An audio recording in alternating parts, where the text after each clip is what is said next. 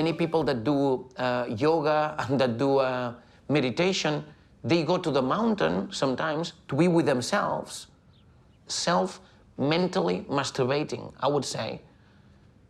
Because you're feeling good about yourself, which is good. I'm not saying it's a bad thing. But the interaction with the rest of the world seems to be neglected. And we call that good. We call it spiritual. We call it all these good things, right, that we call good. I was actually curious to learn something about the brain. I wish you didn't just skip over it, like, just so briefly. I think that would have been cool. And I really liked how he went from, like, these sterile commands, like, be dirty, vibrate, to this, like, sex object, to, like, an intimate moment with a living thing with his cat.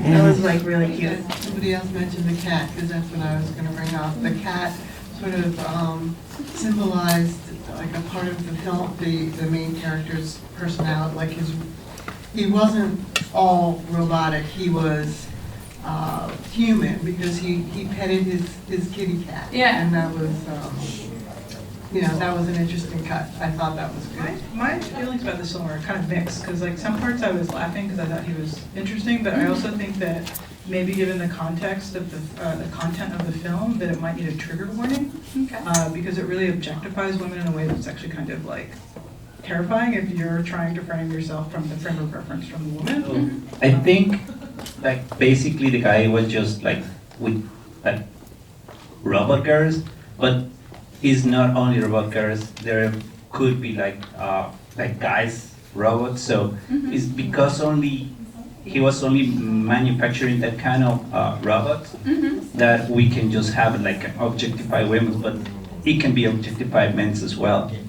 And it's just like, this is the time that we are living in. It's not like, it's just showing something that people are doing at this age. I would have liked just a tiny bit more context of what we were getting into just in the beginning. Just because like that was great. It was kind of, just funny just being thrown into that. But I would love to just know what was going on, because him talking through the doll, I didn't know if he was like talking through the doll. It's just kind of confusing, the first part of it. I think it's a funny concept, but I think we need a little more context in the beginning. I think there was a lot of laughing just because he was just so matter of fact, and I think it was unintentional as far as the humor behind it. So that's what even made it more interesting and humorous. I think that what's really interesting about this short is the man himself. I mean, I think the title is perfect because it's Dollmaker. It's about him. There's plenty of stuff about sex dolls and whatnot, but what's really interesting about this is that man, and they allow this space for him to just be his quirky self. And that's, I mean, everyone was responding to it appropriately, because this is a really interesting dude.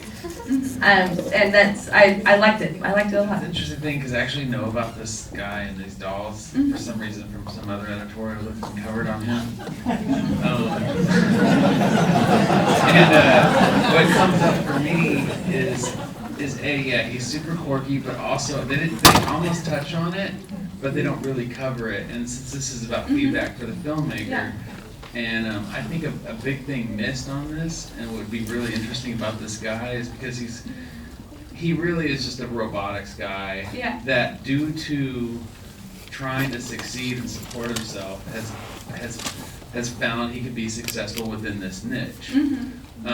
And then there's this interesting thing, because the editorial I saw about him was also a little bit about the assistant, and they don't cover a lot about their relationship.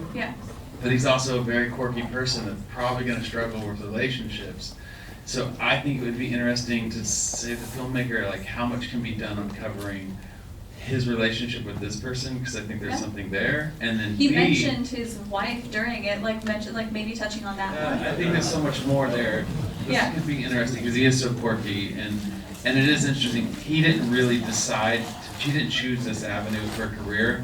It sort of market pushed him in this direction. I think part of the magic of finding a documentary subject is just who they are and what they offer, and this was such a good example that he was so funny, I think without intentionally being funny, that I wonder what the filmmakers' intentions were, whether they went into it knowing that the audience was going to laugh their heads off at it, and whether they explored that, because there was so many references, like the cat popping up at the right moment. The end scene, in all honesty, I wanted to see half an hour. I wanted to dive so much further into that, so congratulations on finding such an obscure, crazy character to profile, and I feel like they should just go out and make more.